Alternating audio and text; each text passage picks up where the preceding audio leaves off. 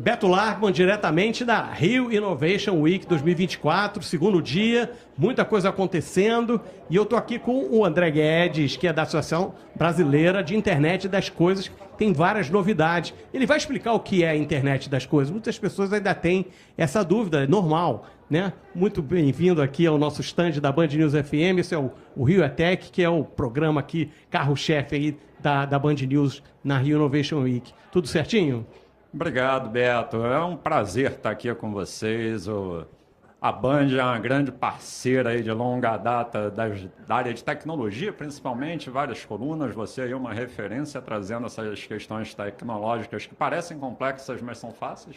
Então explica. Se é fácil, explica para o pessoal que está em casa são fáceis, o que é a internet das coisas. Vamos lá, hoje qualquer um tem um celular, Beto. Então, quando a pessoa tem um celular, ela está carregando um aparelho IoT, de internet das coisas, porque ela está conectada numa rede, essa rede transmite dados, ela recebe dados, ela faz toda a parte de conexão que antigamente a gente precisava, num despertador, de um navegador, a gente precisava de máquina fotográfica, filmadora, uma série de itens que hoje você tem na palma da sua mão, seja num tablet, seja num celular. E os smartphones, seja de qual marca for, eles estão aí ultra conectando esse mercado. Então a gente hoje está falando de bilhões de dispositivos conectados. Basta um SIM card para você. Já tem muito mais dispositivos do que pessoas no mundo. Sim, sim. Só que no Brasil a previsão é que para cada um brasileiro nós temos pelo menos 2 aparelhos conectados. Ou seja, o número de aparelhos já duplicou o número de pessoas. São previsões de institutos como Gartner, como a McKinsey e por aí vai, que fazem essas previsões do que a internet das coisas está trazendo de benefício, principalmente para os cidadãos, que são as pessoas que mais utilizam e podem utilizar essas ferramentas em benefício da própria cidade delas, da vida delas, porque isso permite hoje que você esteja conectado com o mundo. Então, antigamente eu mandava uma carta, por exemplo, para Portugal, eu levava 60 dias esperando a carta chegar em Portugal, voltava 120 dias quando me respondiam, se eu não mandasse com um pedido de resposta não vinha, eu nem sabia que tinha chegado. Hoje, em tempo real, estou me comunicando com o mundo inteiro e a gente está falando aqui, nesse momento, e transmitindo isso para o mundo inteiro, né? Pois é. Agora, me diz quais são as áreas que mais a internet das coisas está sendo empreendida, está sendo usada e com sucesso, por favor. Maravilha. Eu acho que essa é uma pergunta crucial. Quando a gente fala de cidadão, a gente tem que falar da qualidade de vida das pessoas. Ou seja, cidades inteligentes, cidades sustentáveis, é a melhoria da qualidade de vida do cidadão que vive nas cidades. Então, seja aonde o cidadão estiver trabalhando, aonde ele estiver estudando, aonde ele estiver vivendo, ele está querendo uma qualidade de vida boa.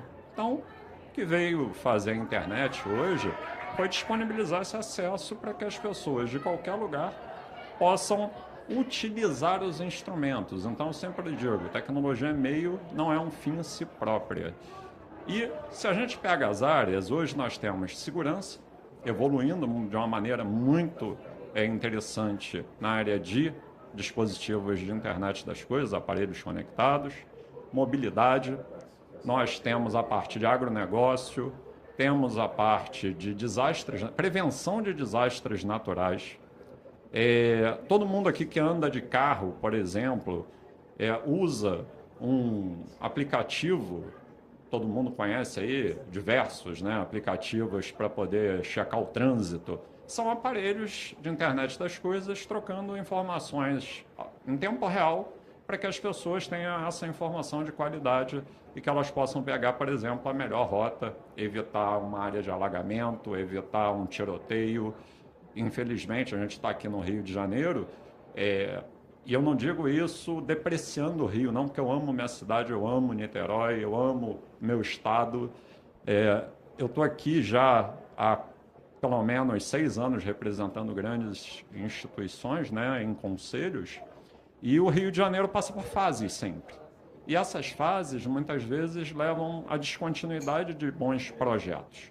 Então, hoje o cidadão ele tem um poder na mão dele. Ou seja, se você dá ao cidadão o poder da informação, dele qualificar a informação dele em tempo real, por exemplo, ele consegue enviar essa informação e receber essa informação de qualidade, ele vira um ator que ele deixa de ser coadjuvante, ele deixa de ser receptor, ele passa a ser um agente de transformação do território da localidade. Então, se eu pudesse, assim, de maneira muito rápida, falar de algumas áreas, eu diria que essas são as áreas que estão mais crescendo com a internet das coisas. Agora, uma coisa fundamental é internet das coisas, conexão.